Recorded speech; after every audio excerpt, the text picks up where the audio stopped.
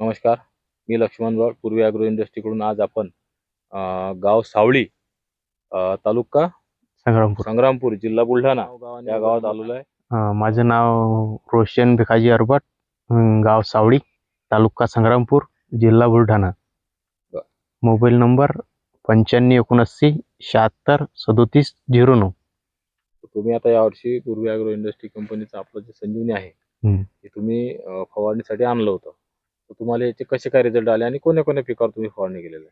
मी आधी पराठीवर फवारणी केली होती. मला चांगले रिझल्ट दिसले. पराठीवर. हां. नंतर म्हटलं पराठीवर जर शिपडला आपण तर तुरीवर शिपडून पाहू. बर. तुरीवर समजते आपल्याला आणखी रिझल्ट काय म्हणतात. तर तुरीवर शिपडलं तर मागच्या वर्षीपेक्षा यंदाची तूर अशी शेंगा बी आहे भरपूर लागल्या आणि असे डांगोली बी. आणि मेन म्हणजे की कसं आहे या शेंगाईत बी म्हणजे कसं आहे त्याचा दाना जो आहे तो दाना पक्का झाला. तेच काकाच्या वावरामध्ये मारलेलं होतं.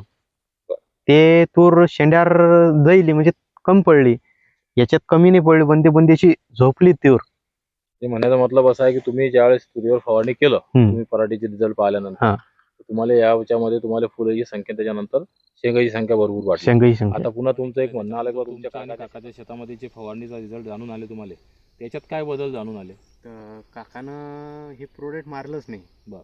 त्याच्यामुळे काकाचं काय झालं ते अधिक शेंगाची पापडीच आहे.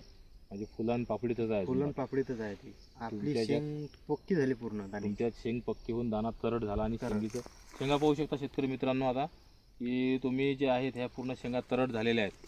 समोर एक दाखवून द्यायला घेऊ, त्याच्यामध्ये शेंगा आलेल्या आहेत, बाकीचा पण मागचा पण पूर्ण शेंगा भरून. बरं, आता तुम्ही पराठीत त्याच्यात मारलं समजाही झालं. आता याच्यात तुमच्या शेंगा 8 दिवस आधी कव्हर झाल्या.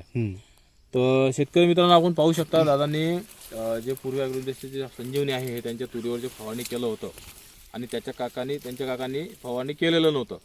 तर त्यांच्या काकाच्या शेतामध्ये आजही चिपळ्या आहेत आणि काही फुलाचं आहे, त्याच्यामध्ये काही शेंडे पण खाली जळून म्हणजे फुलं गळल्यासारखे झालेले आहेत.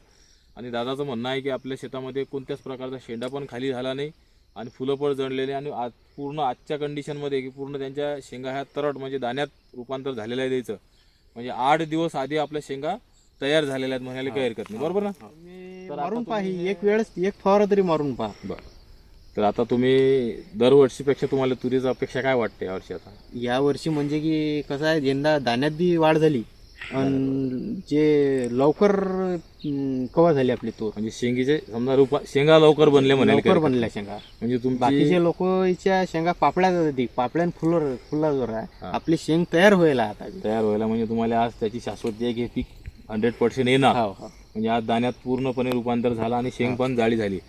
तर शेतकरी मित्रांनो पाहू शकता यावर्षी दादांनी आपलं तुरीवरची फवारणी केली आणि कपाशीवर फवारणी केली, त्यांना ते रिझल्ट आलेले आहेत. 8 दिवस आधी आपलं कन्व्हर्सेशन होते, म्हणजे फुलाचं रूपांतर शेंगीत लवकर होते.